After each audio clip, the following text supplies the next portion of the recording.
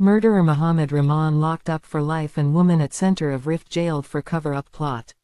Mohammed Rahman stabbed Alan Stokoe to death after he turned up in the Durham street of Laura McGee, who they had both been in relationships with.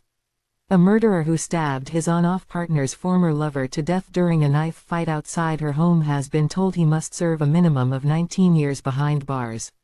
Mohammed Rahman went out with a large kitchen knife when Alan Stokoe turned up in Laura McGee's street armed with a smaller blade and issuing threats. During a clash between the two men which was caught on CCTV, Rahman stuck his knife right through Mr. Stokoe's neck, severing both jugular veins and both carotid arteries and killing him.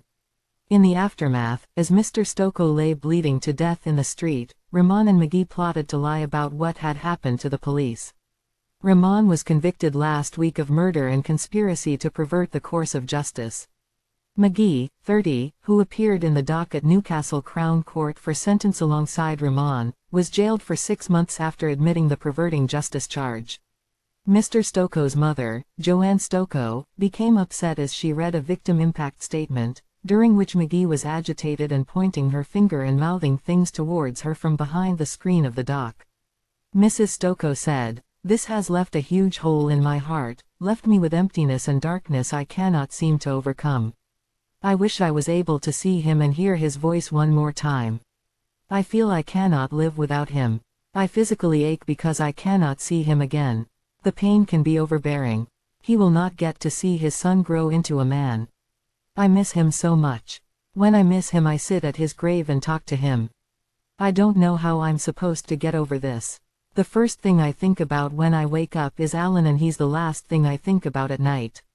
There will be no more moments, no more hugs or dances or conversations, no more laughs and tears." Rahman, 44, and Stokoe, 26, clashed outside McGee's home in Chesterless Street, County Durham, in the early hours of July 21 last year. Rahman was visiting McGee and their young child when trouble flared. He was also stabbed during the altercation, but jurors rejected his claims he was acting in self-defense.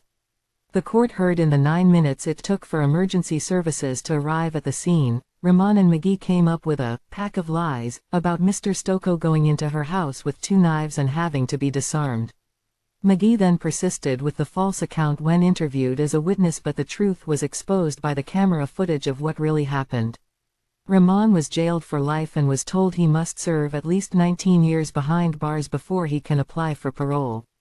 Mr. Justice Goss said the precise catalyst for the explosion of violence that night is known only to the 2 men involved. But the judge added, "However, I have no doubt that its origins lie in the fact you Mohammed Rahman had been with a relationship with Laura McGee, you had a child together, you were wanting to maintain some form of relationship with each other."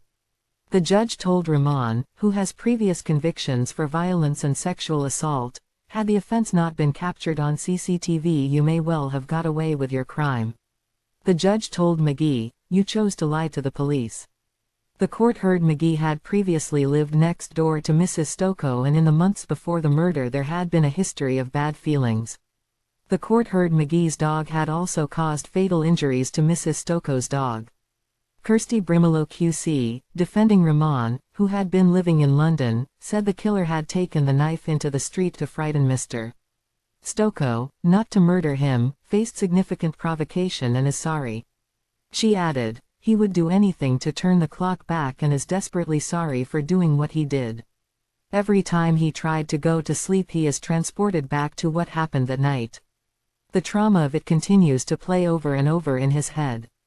Daniel Cordy, defending McGee, said, "Once she had told the lie it was hard, given her frame of mind at the time, for her to go back on the initial lies she had told. She was of the view she had been saved from the prospect of at least serious injury or more by Mr. Rahman."